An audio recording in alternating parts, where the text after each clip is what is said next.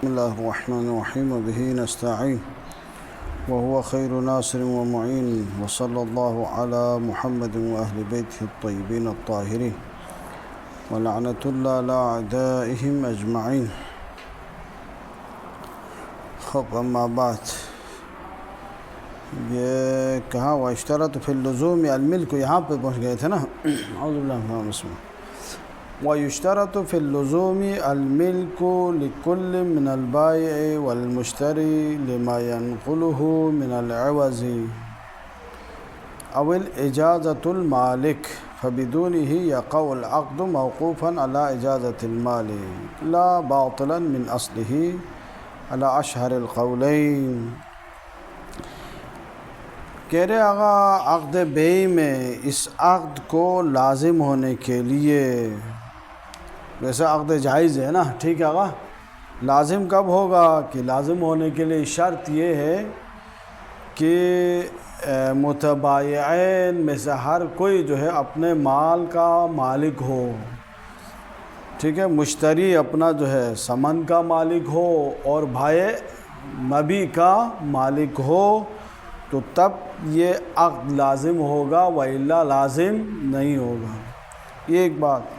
یا کہہ رہے کہ اگر مالک نہیں ہے، کسی نے فضولی کے طور پر کسی دوسرے کے مال بیچا ہے، تو وہ مالک اصلی آ کے اجازت دے دے، بھائی اجازت دے، تو یہ کیا کہتے ہیں، بائع فضولی نے جو عقد کو جاری کیا ہے وہ عقد لازم میں تبدیل ہوگا، وإلا اس کا کوئی اثر نہیں ہے. ٹھیک ہے آقا.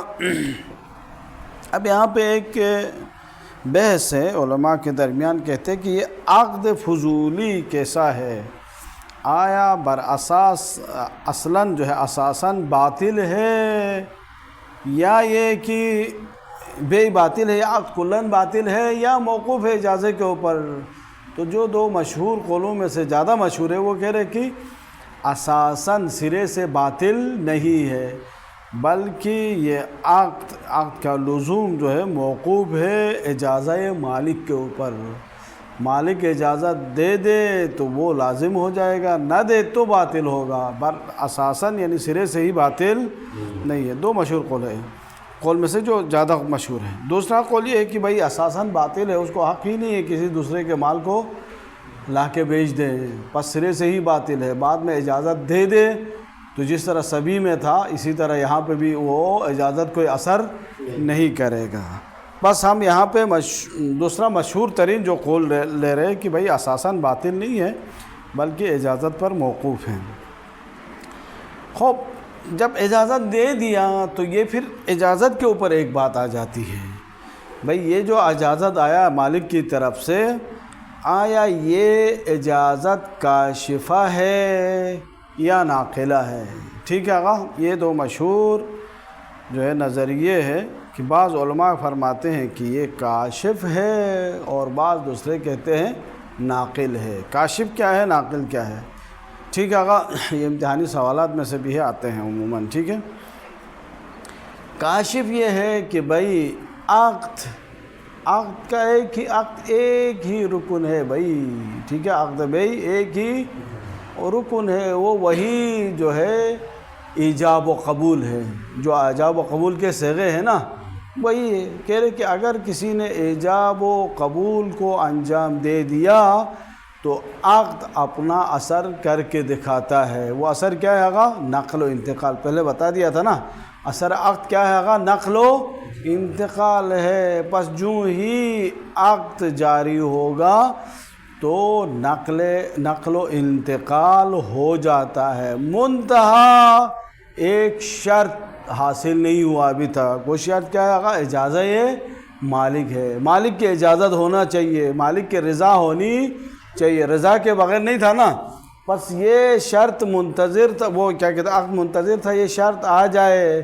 آتے ہی جو ہے نا یہ عقد اپنا اثر اسی وقت سے دکھانا شروع کر دیتا ہے. اسی وقت مطلب کیا؟ یعنی جس وقت عقد کو اجرا کیا ہے اس وقت سے اپنا اثر دکھانا شروع کیا تھا. صرف یہ اجازت کے منتظر تھا، آتے ہی جو ہے اسی وقت سے شروع کیا ہے جس وقت عقد جاری ہوا ہے.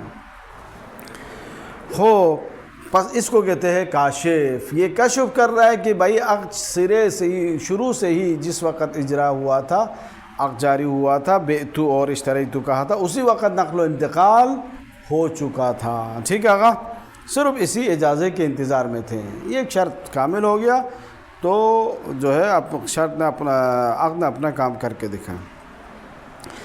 بھئی یہ اسی وقت جب عقد جاری ہوا ہے اس وقت سے نقل و انتقال ہونے کی دلیل آپ کے پاس کیا ہے؟ تو کہہ رہے کہ بھئی ہمارے پاس دلیل ایک تو یہ ہے کہ اوفو بالعقود کہا ہے نا، یہ امر عام ہے، چاہے وہ عقد میں اجازہ مالک ہو یا نہ ہو. یہ عقود فضولی کی طرف سے ہو یا مالک اصلی کی طرف سے ہو، دونوں کو شامل کرتا ہے نہیں کرتا ہے؟ کرتا ہے. خوب اگر آپ جو ہے نا اوفو بالعقود پر عمل کرنا چاہے تو یہاں پہ جو ہے یہ عام ہے، خاص نہیں ہے. اگر یہ عقود اجازے پر موقوف ہوتا تو یہ عام نہ ہوتا بلکہ کیا ہو جاتا آقا؟ خاص ہو جاتا. اوفو بالعقود، ان عقود کی جو ہے کہ پابند ہو جاؤ کہ جن میں اجازہ مالک ہو. اس طرح کا کوئی قید آنا چاہیے تھا نا، تھا یا نہیں تھا؟ بالرضا المالک، مثلا مالک کی رضا کے ساتھ ہو، تو ایسی کوئی بات آئی نہیں ہے. پس یہ جب عام ہے تو اثر جو نقل و انتقال ہے، اثر فقط کس کا ہے آقا؟ عقود کا ہے، اجازے کا کوئی اثر نہیں ہے. بس یہ جو ہے کیا کہتے ہیں ان کی دلیل ہے.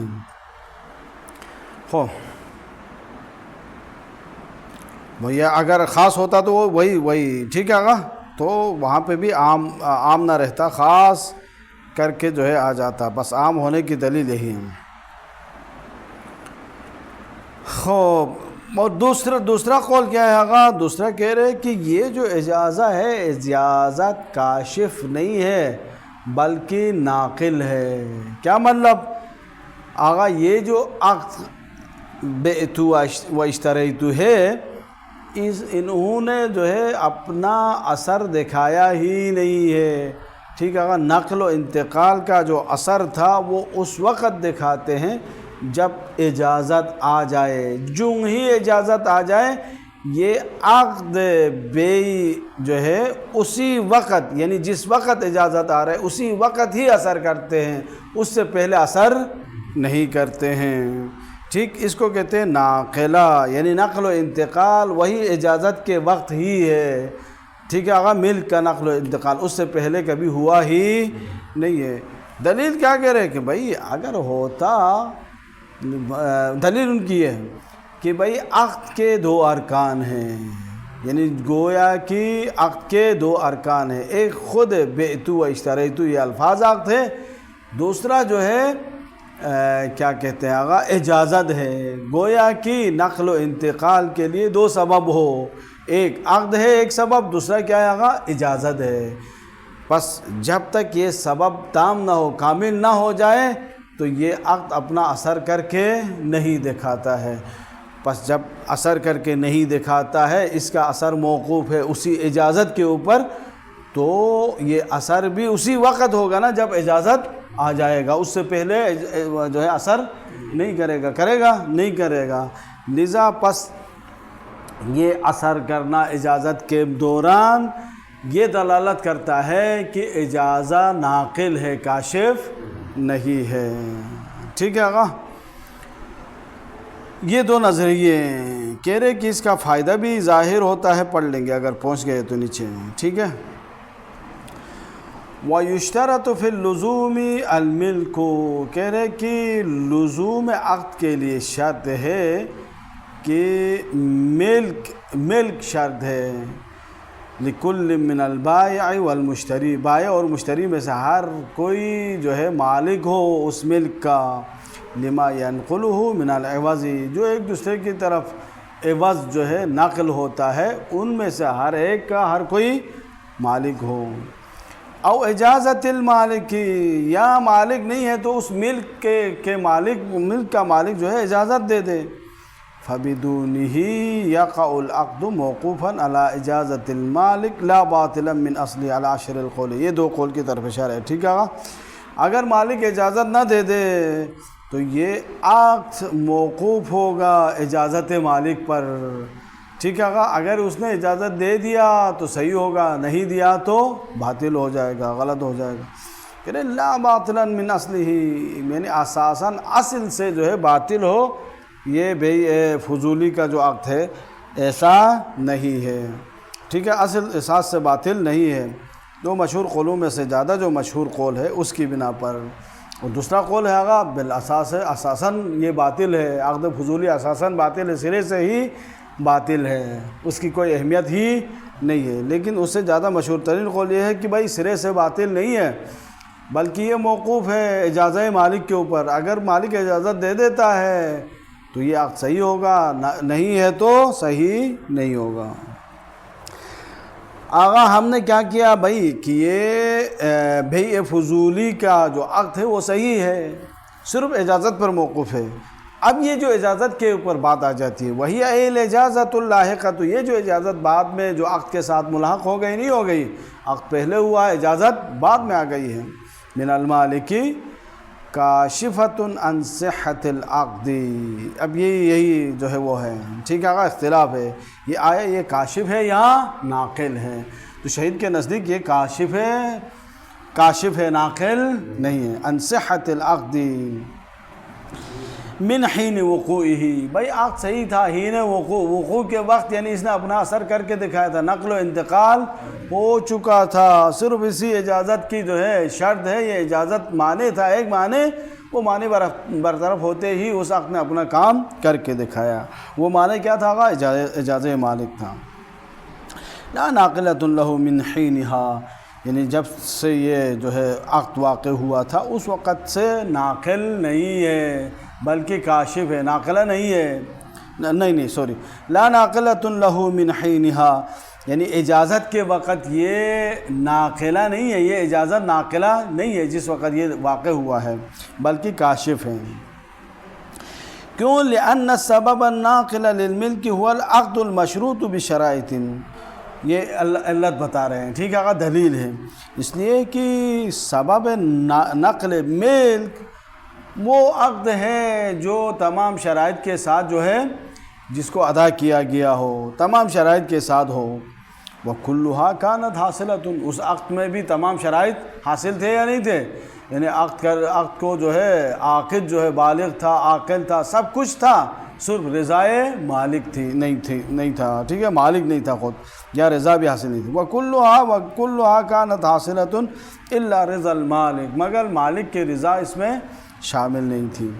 فَإِذَا حَصَلَ الشَّرْطُ، جب جو ہے شرط حاصل ہو گئے تو عمل السبب التام عملہ، تو سبب تام نے اپنا عمل کر کے دکھایا. برخلاف ناقل کے کہ عقد کو سبب تام نہیں سمجھتے ہیں، بلکہ عقد کے اثر انداز ہونے کے لیے، نقل و انتقال کرنے کے لیے دو سبب مانتے ہیں. ایک خود عقل، دوسرا کیا ہے آگا؟ اجازت کو سبب مانتے ہیں. دو سبب مل کے سبب تام بن جاتا ہے. جب سبب تام نہ ہو، سبب ناقص اپنا عمل کرے گا؟ نہیں کرے گا. ٹھیک ہے. پس جب سبب تام بن جائے تو اس وقت سے ہی نقل و انتقال ہوگا، اس سے پہلے نقل و انتقال نہیں ہوگا. لیکن کاشف کے نزدیک بھائی یہ سبب تام ہے، عقد کا ایک ہی رکن ہے، وہی بیتو اور اشتریتو ہے، یہ واقع ہو گیا ہے، فقط شرائط واقع نہیں ہوئے ہیں. ٹھیک ہے. شرائط اس کے عمل کے لیے مانے ہو رہے تھے، وہ ان میں سے من جملہ اجازت تھا. جب اجازت آ گئی، شرط تمام ہو گیا تو سبب نے اپنا کام کر کے دکھایا. خوب دلیل کیا ہے بھائی؟ یہ سبب تام ہونے کی. ٹھیک ہے نا. عقد سبب تام ہونے کی. وہاں پہ کہا سبب تام نہیں ہے ناقل والوں نے. کیوں؟ لعموم الامر بالوفاء بالعقود. اوفو بالعقود کا جو امر آیا ہے نا وہ عام آیا ہے، خاص نہیں آیا. فلو توقف العقد، اگر عقد موقوف ہوتا، اس کا اثر جو ہے موقوف ہوتا علی امر آخر، کسی دوسرے امر کے اوپر، تو لازم اللہ یکون الوفاء بالعقد خاصتاً، تو لازم یہ آتا کہ وفا جو ہے نا بالعقد خاص طور پر لازم نہ ہو. ٹھیک ہے.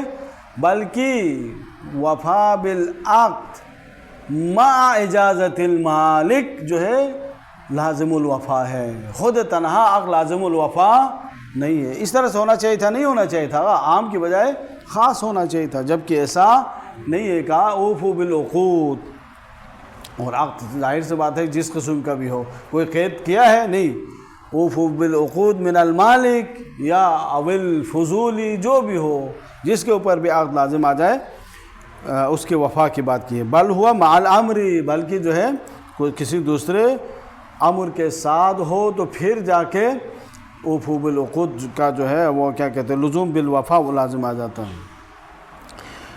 ووجہ الثانی، وجہ ثانی کیا ہے؟ اگر ناقلہ ہو، کاشفہ نہ ہو، اور اس کی علت کیا ہے بھائی؟ دلیل کیا ہے؟ توقف التأثیر علیہ، جو عقد کا اثر انداز ہونا موقوف ہے کس کے اوپر آگا؟ اسی اجازت کے اوپر۔ فکان کا جزء السبب، گویا کہ یہ جزء سبب ہے، یہ اجازت خود کیا ہے آگا؟ جزء سبب ہے۔ ایک سبب عقد ہے، دوسرا سبب اجازت ہے، جب دونوں یہ مل جائیں گے تو سبب تام بن جائے گا، اور سبب تام اپنا عمل کر کے دکھائے گا۔ پہلے اس میں سبب تام تھا، ان کے نزدیک وہ سبب تام نہیں ہے۔ آقا کہہ رہے کہ چاہے آپ اس کو ناقلہ لے لیں یا کاشفہ لے لیں، کیا فرق پڑتا ہے؟ بالآخرہ آپ نے اجازت دے دیا، ٹھیک ہے آقا، بے فضولی میں اگر مالک اجازت دے دے تو کہا کہ بے صحیح ہے، بات ختم ہو گئی، کیا فائدہ ہوگا؟ تو کہہ رہے وَتَظْهَرُ الْفَائِدَةُ فِي النَّمَا، کہہ رہے کہ اگر فائدہ ہو، نما ہو، اس سے کوئی نما حاصل ہو جائے، فائدہ حاصل ہو جائے تو وہاں پہ فائدہ ظاہر ہوگا۔ فَإِن جَعَلْنَاهَا كَاشِفَةً، اگر ہم اس کو کاشف قرار دیں، اس اجازت کو اجازت کاشفہ قرار دیں، تو یہ جو فائدہ حاصل، نما حاصل ہوگا آقا المنفصل المتخلل بین العقد والاجازت، وہ نما جو عقد اور اجازت کے درمیان میں واقع ہو گئی ہے، وہ کس کے لیے ہوگا آقا؟ الحاصل من المبیع للمشتری، جو کچھ مبیع سے حاصل ہوگا وہ مشتری کے لیے ہوگا، اور ثمن سے جو نما حاصل ہوگا وہ بائع کے لیے ہوگا، ٹھیک، کاشف ماننے سے، چونکہ یہ اجازت کشف کر رہا ہے بھائی عقد اسی وقت جس وقت اجرا کیا تھا، اسی وقت جو ہے یہ مال نقل و انتقال کر چکا تھا، ٹھیک ہے آقا، اس میں نقل و انتقال ہو گیا تھا۔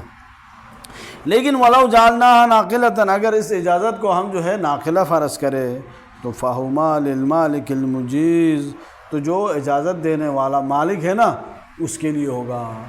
اب ممکن ہے جو مالک مجیز جو ہے مبیع کا ہو یا ثمن کا ہو، ٹھیک ہے، یہ اس لیے کہا کبھی ہو سکتا ہے نا کیا کہتے ہیں مبیع کی طرف سے فضولی ہو، کبھی ممکن ہے ثمن کی طرف سے فضولی ہو، تو جس طرف سے ہوگا جو مالک ہوگا تو کیا کہتے ہیں نما اس کا ہوگا، چونکہ عقد نے اثر کب کیا ہے گا؟